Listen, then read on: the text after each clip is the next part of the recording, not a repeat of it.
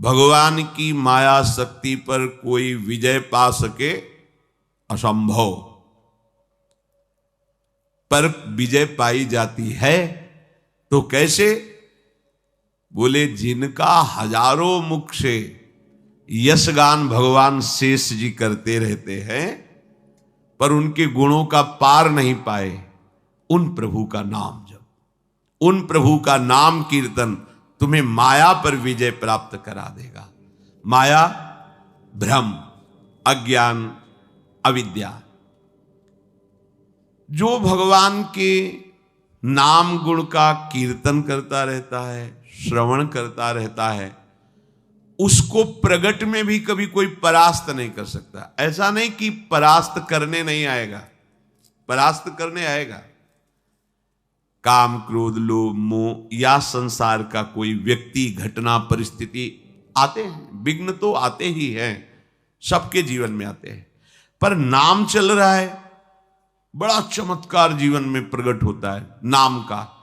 ये जो हम भगवत भक्तों के चरित्र आपको गुरु कृपा से जो सुनने को मिलते हैं, सुनाते हैं, उनसे हमें एक बल मिलता है। वो एक छोटी जीवनी की धरा से एक भगवत स्वरूप स्थिति को प्राप्त होते हैं। जैसे हम शरीरासक्त होकर विषयों में, भोगों में लगे, एक छोटी धरा है। शरीर और भोगों का त्याग करके निरंतर ब्रह्माकार भगवदाकार वृत्ति, ये बड़ी धरा है। छोटी धरा से बड़ी धरा तक, इसमें तर्क वितर्क या संशय की कहीं कोई भी गुंजाइश की जरूरत नहीं।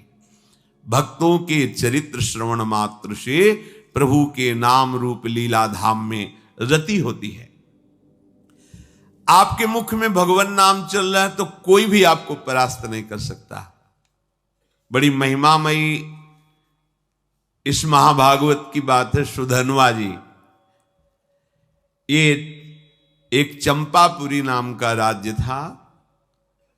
वहां के राजा हंसध्वज जी थे, उनके पुत्र थे श्री सुधन्वा जी। परम धार्मिक, धर्मपूर्वक राज्य का शासन करना और प्रभु की भक्ति में रत रहना और योद्धाओं में सर्वश्रेष्ठ वृत्ति रखना, ये हंसध्वज राजा का प्रभाव। पूरी प्रजा को अपने पुत्र की तरह पालन करना। राजा पूरे देश का पिता है और प्रजा पुत्रवत राजा के द्वारा पोषित होती है। जो प्रभु का भजन करते हैं, ये न समझा जाए कि वो गरीब ही लोग भजन करते हैं, भिखारी लोग भजन करते, ऐसा नहीं। ये प्रभु का भजन जो करते हैं वो गरीब नहीं है, जो प्रभु का भजन नहीं करते वो गरीब है। क्योंकि अंतिम समय उनके पास कुछ नहीं रहता, तो हुए ना निर्धन।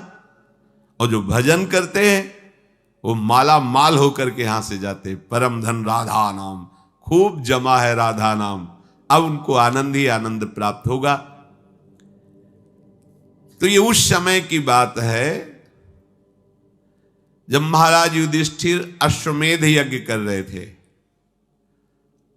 प्रद्युम्न, सात्यकी आदि असंख्यों महारथी योद्धा द्वारिका से सहयोग के लिए आए हुए थे।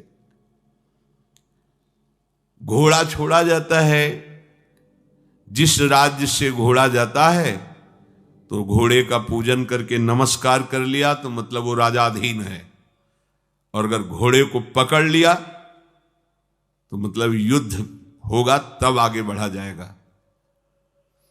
जे ही गुप्तचरों ने हंसध्वज राजा को समाचार दिया कि महाराज युधिष्ठिर का अश्वमेध यज्ञ का घोड़ा आपकी राज्य सीमा में प्रवेश कर चुका है,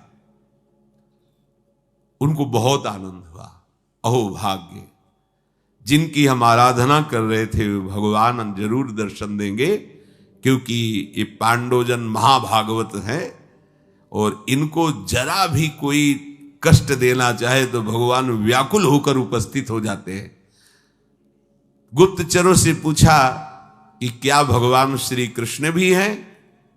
बोले उनके तो दर्शन नहीं हुए, पर हां द्वारिका की सेना भी उपस्थित है, तो उनका दर्शन जरूरी है। वैसे अगर वो होते तो घोड़े का पूजन करते और प्रभु के दर्शन कर लेते, पर प्रभु नहीं है तो अब दूसरा उपाय करना पड़ेगा दर्शन के लिए। आदेश किया महाराज युधिष्ठिर के इस अश्व को पकड़ लिया जाए। पकड़ लिया गया। जे ही पकड़ा गया तो अब इतने महान महान महारथी, साथ में अर्जुन जी भी हैं, सात्विकी जी हैं, प्रद्युम्न जी, बड़े बड़े महारथी,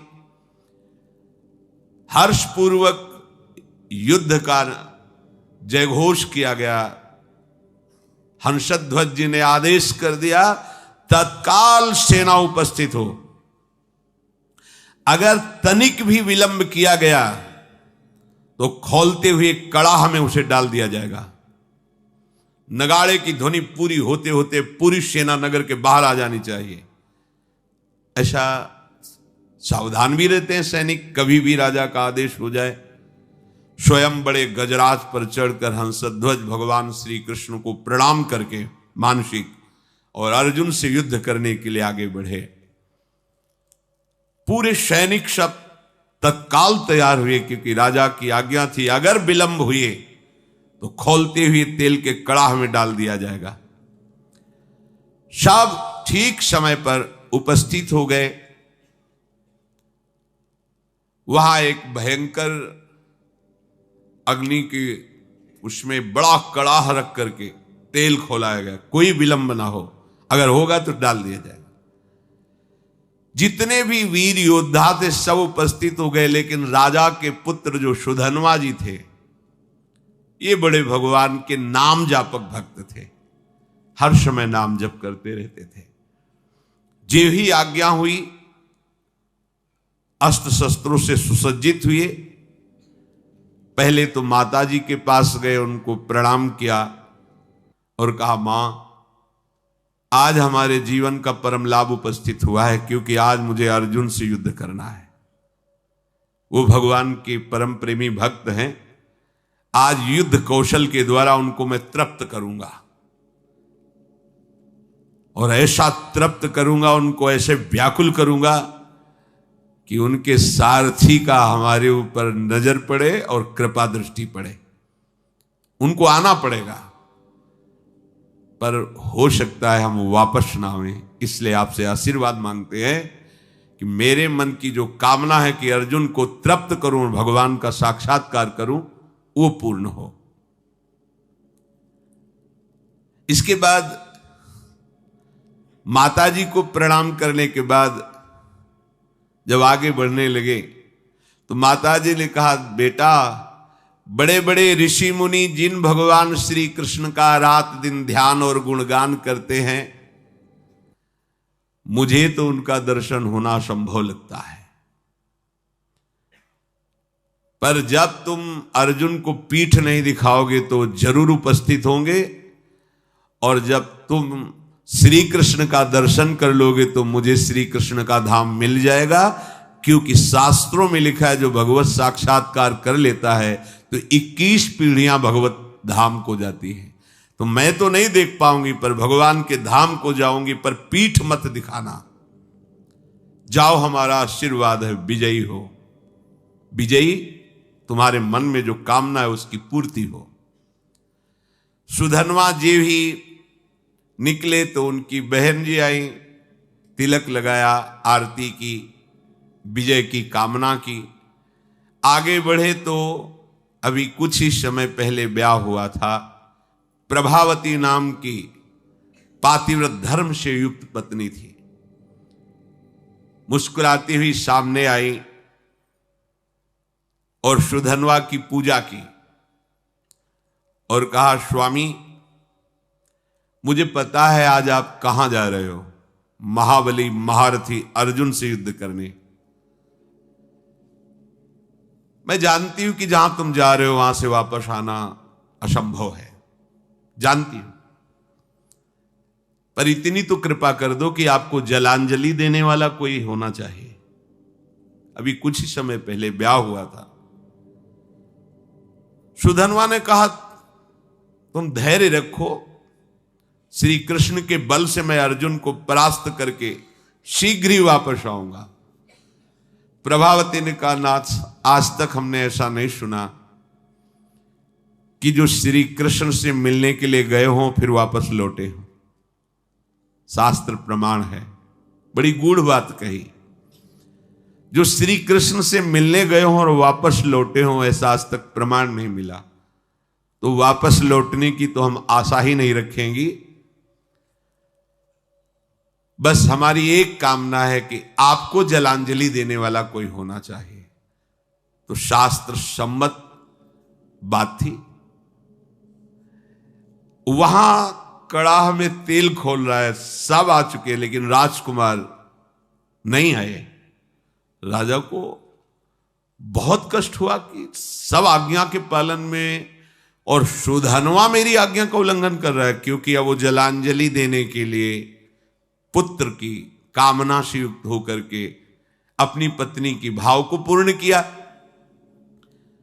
उनको तो पता नहीं, तो जल्लादों को तुरंत भेजा, सुधन्वा को पकड़कर लाया जाए, खोलते कड़ाह में डाल दिया जाए। राजाज्ञा बड़ी विचित्र होती है। वो अपराधी साबित हो गए हैं क्योंकि विलंब हो गया, राजाज्ञा का उल्लंघन किया। जे ही राजा की आज्ञा हुई, वो जल्लाद प्रकृति के सैनिक तत्काल गए और सुधन्वा स्नान आदि करके पवित्र होकर बाहर निकल रहे थे। तुरंत सुधन्वा से कहा कि महाराज का आदेश है, आपको बंदी बना लिया जाए और कड़ाह में डाल दिया जाए, क्योंकि आप विलंब हुए हैं। उनका एक बार पिताजी के सामने तो पहुंचने दीजिए। गए, पिता को प्रणाम किया। हंसध्वज ने कहा हमारी आज्ञा का उल्लंघन का जो निर्णय किया गया है वही इनके साथ बर्ताव किया जाए। जो शंख और लिखित नाम के आचार्य थे, उनके हर राजा के पास आचार्य कोटि के महापुरुष की सलाह मिलती थी। जैसे परम ज्ञानी जनक जी हैं, पर सदानंद जी विराजमान हैं।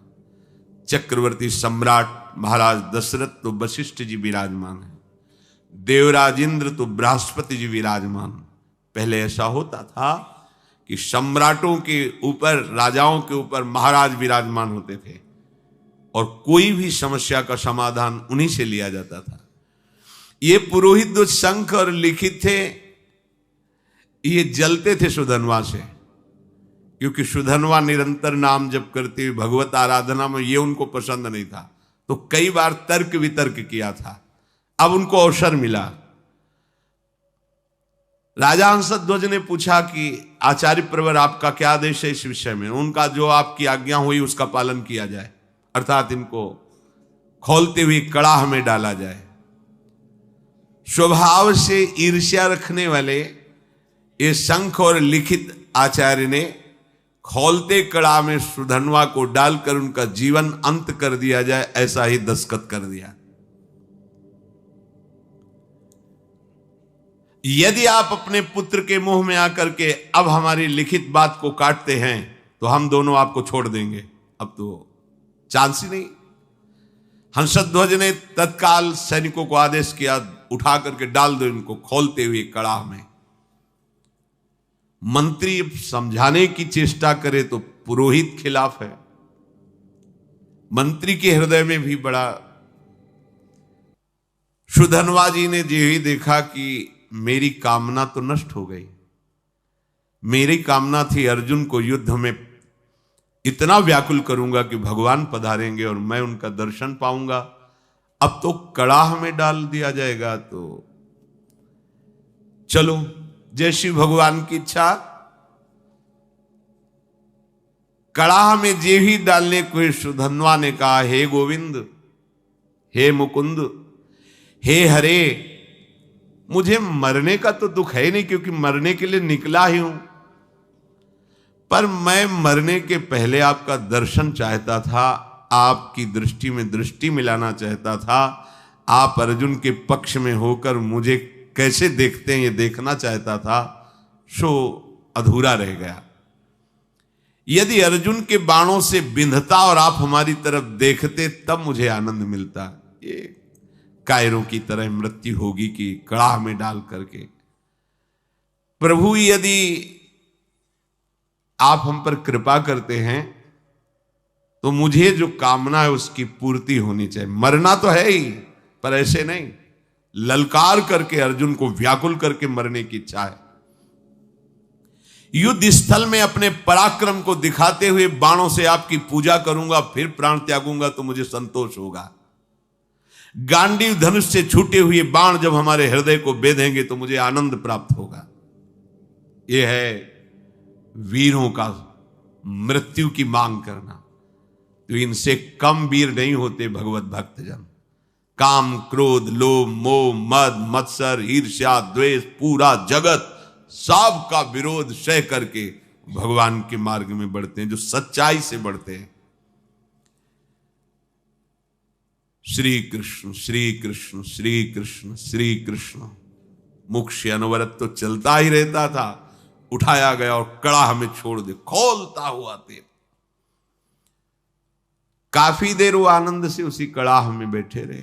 आसपास तेल खोल रहा है, रोम भी नहीं जल रहा, क्योंकि अग्नि में जो दाहिका शक्ति है वो श्री कृष्ण के द्वारा दी गई है। और जिसके मुख में श्री कृष्ण है, जो श्री कृष्ण के आश्रित है, तो दाहिका शक्ति उसको कैसे जला सकती है। महावीर हनुमान जी महाराज, पूंछ में आग लगी है और पूंछ का एक रोम नहीं झुलसा, पूरी लंका जल गई।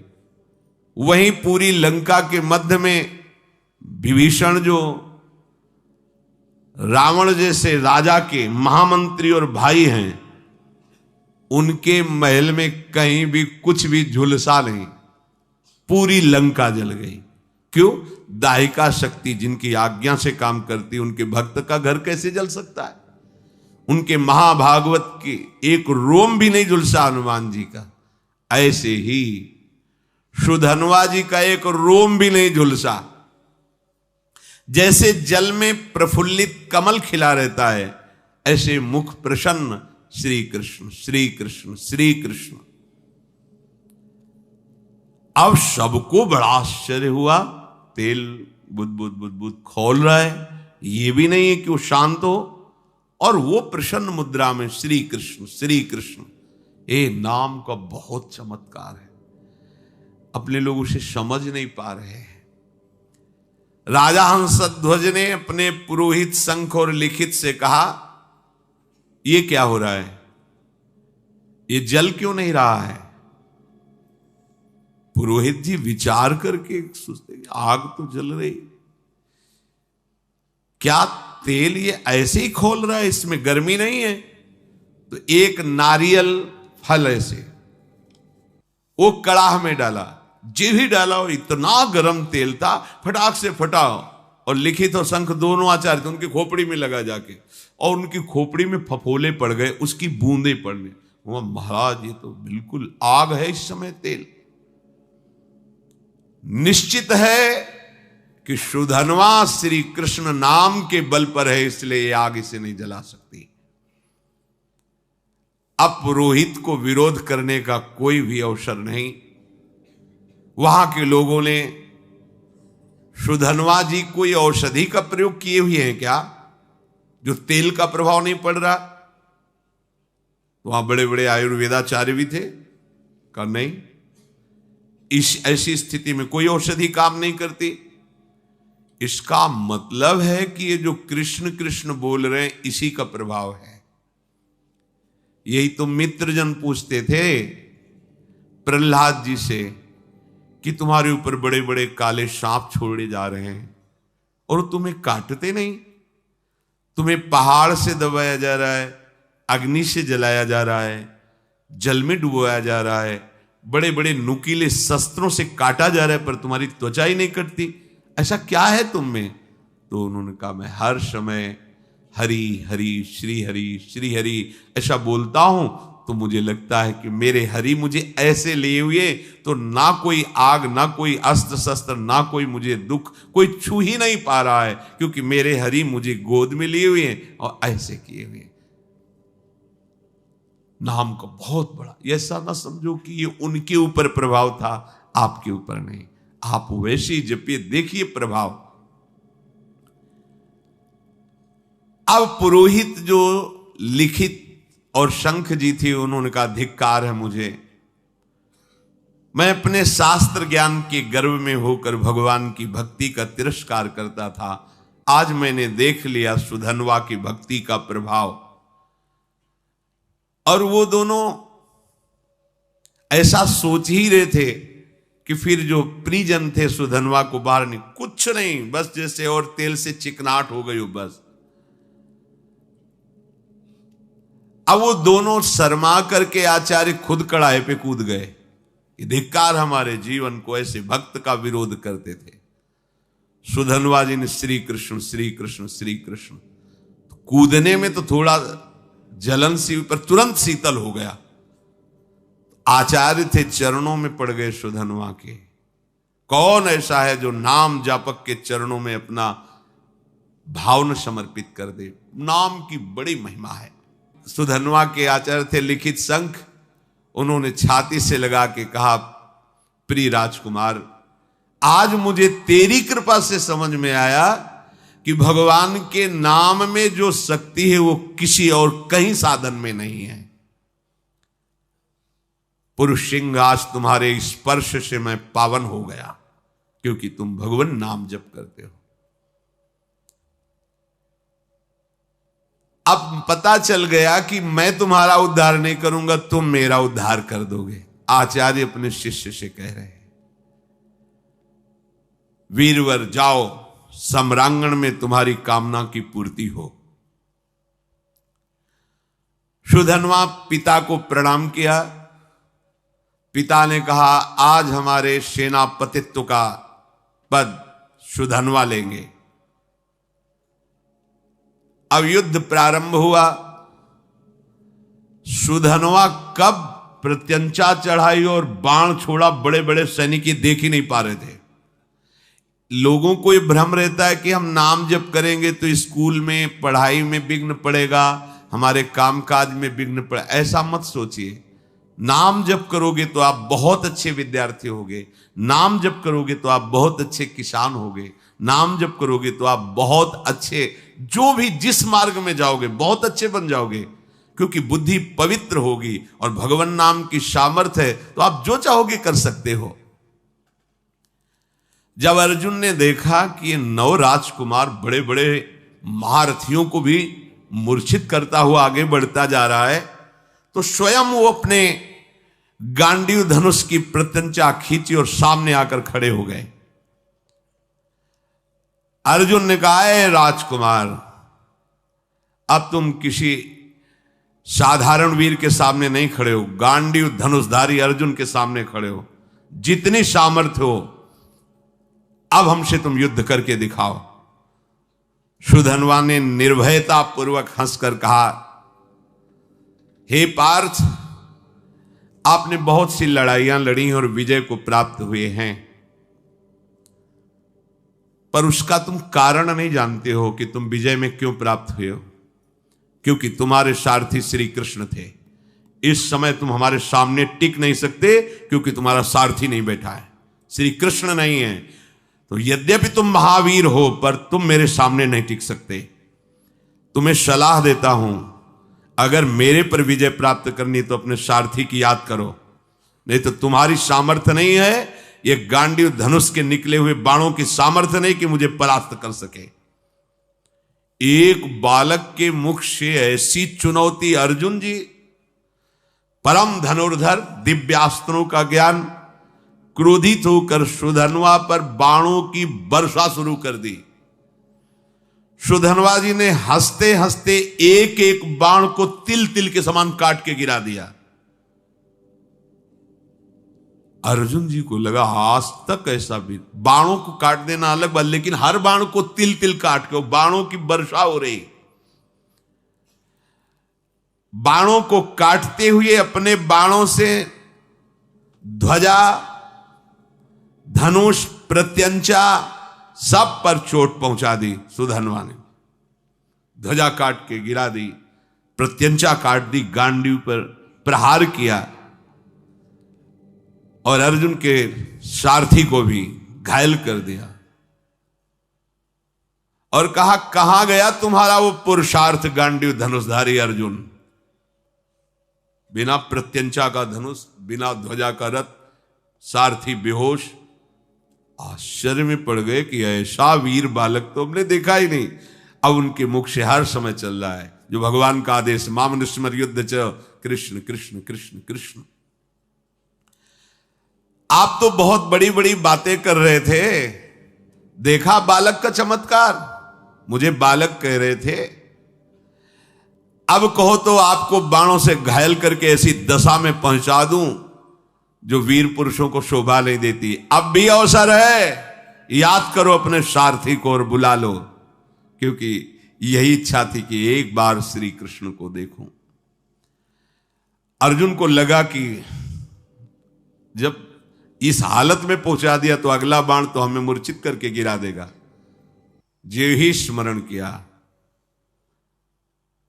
भगवान दौड़ते हुए आ गए। यही है भगवान का वात्सल्य।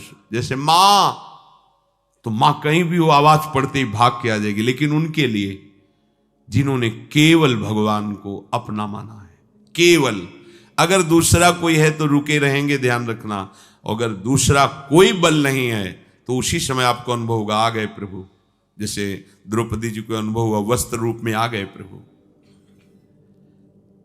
मन ही मन भगवान को पुकारा, ते ही दया में भगवान दौड़ते हुए आए और सारथी जो मूर्छित था उसको हटाकर अर्जुन की घोड़े की जो बागडोर थी पकड़ ली सुधन्वा ने, क्योंकि पूरे जन्म में यही आशा थी, एक बार देखो ओ नील मेघ श्याम की कांति, अभयद भुज दंड मूल पीनन सानुकूल, कनक निकस लसित कुल दामिनी धर की। ऐसे सुंदर नेत्र, ऐसा पीता। पहले तो शोभा का पान करता रहा, जी भर के दर्शन किया, रथ से उतरा,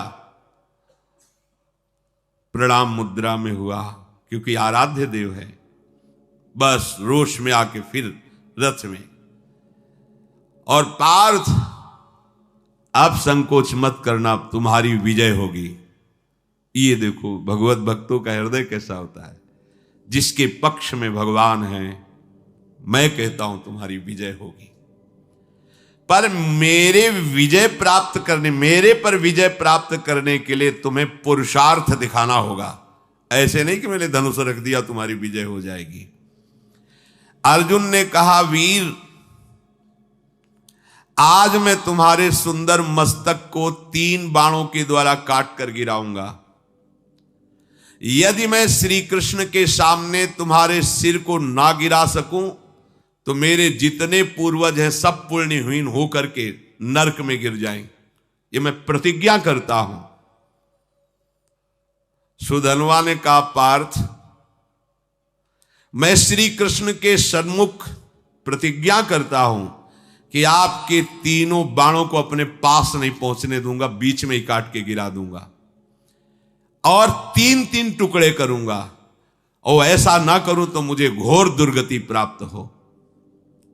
महाबली सुधन्वा ने 10 बाणों के द्वारा अर्जुन को, 100 बाणों के द्वारा श्री कृष्ण को, 1 बाण रथ पर चलाया जो कुम्हार की चाक की तरह पूरे रथ को उठा के घुमाने लगा, और 100 हाथ दूर फेंक दिया सुधन्वा ने।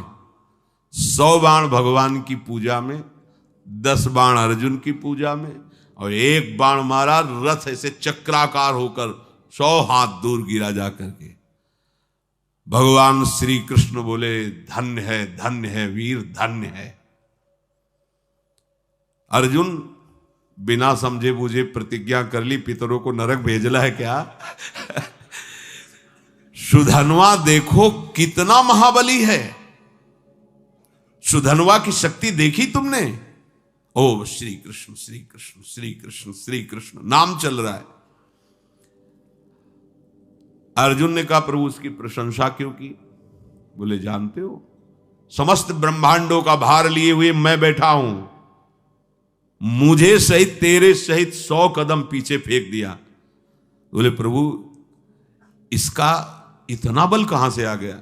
बोले ये बहुत जोरदार है, ये तो निरंतर नाम जप कर रहा है और दूसरा ये एक पत्नी व्रत है। बोले ये एक सुदृढ़ पत्नी व्रत है, इसलिए हमको दूर फेंक दिया। अर्जुन ने भगवान से कहा इस समय विनोद का समय नहीं है, इस समय तो हमारी हार हो रही, आपके बैठने पर भी। अब दिव्यास्त्र का संधान किया, काल को विराजमान किया बाण पे, संधान करके श्री कृष्णचंद्र जी ने कहा गोवर्धन पर्वत उठाकर जो गोप गौओं की रक्षा की उससे प्राप्त पुण्य मैं इस बाण पर विराजमान करता हूं। सुधनवा से कहा बचो ये काल का बाण है। सुधनवा ने कहा हमारे पास श्री कृष्ण नाम है जो काल का भी महाकाल है। देख लो एक तरफ भगवान है एक तरफ नाम है, ये देखो उन्हीं का नाम है, एक तरफ भगवान एक तरफ भगवान का नाम। सुधनवा ने जोर से उच्चारण किया जय श्री कृष्ण, संधान किया, बाण के टुकड़े टुकड़े कर दिए। नाम का अद्भुत प्रभाव, टुकड़े टुकड़े कर दिए और जोर जोर से जय श्री कृष्ण जय श्री कृष्ण जय श्री कृष्ण मंगलमय नामों का जोर जोर से उच्चारण। त्रैलोक्य के ऋषि मुनियों में हाहाकार मच गया। भगवान ने गिरिराज उठाने का पूरा पुण्य लगा दिया और अर्जुन ने काल का संधान किया बाण पे, काल की भी चाल नहीं। ये नाम का प्रभाव देखो। भगवान ने अर्जुन से कहा तुरंत दूसरा बाण निकालो, दिव्यास्त्र तो बढ़ता चला जा रहा है। भगवान ने उस बाण में अपनी बहुत सी शक्तियों का संधान किया। सुधनवा से कहा अब जीत के दिखाओ। देखो भगवान क्या करे समझ रहे हो, मेरे नाम के आगे मेरे पुण्य और सुकृत और शक्तियां भी काम नहीं करती, इसीलिए नाम के अधीन भगवान हो जाते हैं। सुमिर पवन सुत पावन नामू अपने बस करी राखे रामू, इस रहस्य को समझो। सुधनवा ने कहा अर्जुन अब मेरी प्रतिज्ञा सुनो, यदि मैं इस बाण को टुकड़े टुकड़े न कर दूं तो अरुंधति सहित महर्षि वशिष्ठ की ब्रह्म ऋषि की हत्या का पाप मुझे तुरंत लगे। सुधनवा ने तुरंत गोविंद कृष्ण बाण मारा। प्रबल पुरुषार्थ से चलाया हुआ अर्जुन का भगवान की शक्ति से संपन्न बाण 5 टुकड़े हो गए। भगवान ने कहा ये भी गया। ब्रह्म इतना बड़ा शक्ति संधान किया, अर्जुन उदास होने लगे। प्रभु अब क्या होगा, तुम्हारी शक्ति भी इसमें थी सब क्या? यही समझो, रहस्य समझो, भक्तों ने यही रहस्य समझा है। भगवान की भी रक्षा भगवान के नामों से यशोदा मैया और सब गोपियों ने की, बाल गोविंद की लीला में पढ़ के। अरे नाम इतना बड़ा है कि कहां लगी नाम बड़ाई, राम न सकई नाम गुण गाई। तभी तो संत जन छाती चौड़ी करके घूमते हैं, राधा राधा राधा। हमारे पास राधा नाम, हमारे पास कृष्ण नाम, गोविंद नाम है, मतलब प्रभु हमारे अधीन है। भगवान देखा कि अर्जुन निरुत्साहित हो रहे हैं तो 5 जन शंख को लिया और 5 शंख का नाद जो है ना वो उत्साह वर्धन करने वाला होता है। 5 जन शंख बजाया और अर्जुन से कहा अब बाण संधान करो। महामनस्वी अर्जुन ने तीसरा बाण हाथ में लिया और भगवान ने कहा कि जब मैं राम अवतार में राम जी बना था तो एक पत्नी व्रत रहा हूं, उसमें तो राम जी बहुत मर्यादा पुरुषोत्तम अवतार भगवान का, ये प्रेमावतार है, वो मर्यादा पुरुषोत्तम यही प्रभु है। मैं उस सुकृत को इस बाण पर विराजमान करता हूं। फिर ब्रह्मा जी को आदेश किया पिछले भाग पर विराजमान हो, और काल को दोबारा आदेश किया अग्रभाग पर प्रतिष्ठित हो, और प्रभु ने कहा चलाओ बाण। ब्रह्मा जी, काल जी और वो पुण्य सुकृत रामावतार का एक सुधनवा प्रभु की तरफ देखा और मुस्कुराया। बड़ा प्रेममय प्रसंग है। अर्जुन से बोला अब भी संशय है तुम्हें? तुम्हारे विजय के लिए क्या कर रहे हैं देख रहे हो? तुम्हें संशय? भला कोई प्रतिज्ञा करो अब तुम इस बाण के बचाने के लिए। अर्जुन ने कहा वीरवर, यदि तुम्हारा मुकुट सहित मस्तक में काट के ना गिरा दूं तो भगवान श्री हरि और भगवान शंकर में भेद करने से, निंदा करने से जो पाप लगता है वो मुझे अभी लगे। सुधनवा ने कहा मैं इस बाण को अगर काट ना दूं तो काशी में मणिकर्णिका तीर्थ में भगवान शिव जी को पैर मारने से जो पाप लगता है, शिव विग्रह पर पैर, वो मुझे पाप अभी लगे। दोनों भगवत भक्त है और इतनी बड़ी बड़ी प्रतिज्ञा। सुधनवा ने भगवान श्री कृष्ण की तरफ देखा और कहा जय श्री कृष्ण, जय श्री कृष्ण। अर्जुन उस बाण को संधान किया। सुधनवा ने उस प्रभावशाली बाण को कृष्ण कृष्ण कहते हुए काट दिया। हाहाकार मच गया। इस बाण को तो कोई काट ही नहीं सकता था क्योंकि इतनी महिमा से युक्त हो गया था। अब कटा हुआ बाण का अग्रभाग सुधनवा के मस्तक को काट करके गिरा दिया। बाण तो काट दिया पर कटा हुआ अग्रभाग बाण का जाकर सुधनवा के मस्तक को काट कर गिरा दिया। आश्चर्य की बात कि सुधनवा के कटे हुए मस्तक से भी निकल रहा था जय श्री कृष्ण, जय श्री कृष्ण, जय श्री कृष्ण। जैसे द्वेष भाव से भजने के कारण रावण के भी मुख से निकल रहा था, कहां राम रन हतोपचारी, खोपड़ी पड़ी है पर उससे निकल रहा था कहां राम रन हतोपचारी। महाभागवत सुधनवा जी के कटे हुए सर से निकल रहा था जय श्री कृष्ण, श्री कृष्ण, श्री कृष्ण। भगवान श्री कृष्णचंद्र जी उतरे और अपने कर कमल से उसके सर को उठाया और हृदय से लगाया। ये तो बाहरी लीला थी। इतने में सुधनवा के जो शरीर से ज्योति निकली थी भगवान की परिक्रमा करके भगवान में लीन हो गई। श्री कृष्णचंद्र जी ने सुधनवा के पिता से कहा ऐसा भक्त अभूतपूर्व है, शायद ऐसा न हुआ है न ऐसा आगे होगा।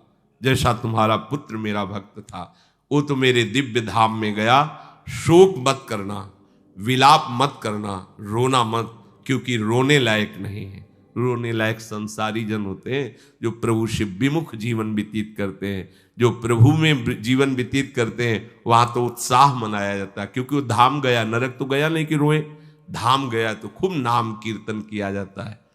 भक्तों को अभय देने वाले प्रभु श्री हरि के नाम की अपार महिमा है। इसलिए भगवान कह रहे अनन्य हो करके सततम कीर्तयन्तम, निरंतर मेरा, इससे बड़ा कोई लाभ नहीं। क्या चाहिए, जो चाहिए सब प्राप्त हो जाएगा। आप जैसे भी बने, भाव से कुभाव से, श्रद्धा ना हो तो भी जो नाम आपको प्रिय लगे, सब हमारे प्रभु के नाम है, उनके नाम का खूब जप करो, कीर्तन करो, सुखी हो जाओगे, आनंदित हो जाओगे। भगवान उनकी ही रक्षा नहीं करते, हम सबकी रक्षा करेंगे। पर जब हम अहंकार से युक्त होकर, तो फिर भगवान अहंकारी की रक्षा नहीं करते। जो भगवान का आश्रय लेकर नाम जप करता है, भगवान उसकी निश्चित रक्षा करते हैं।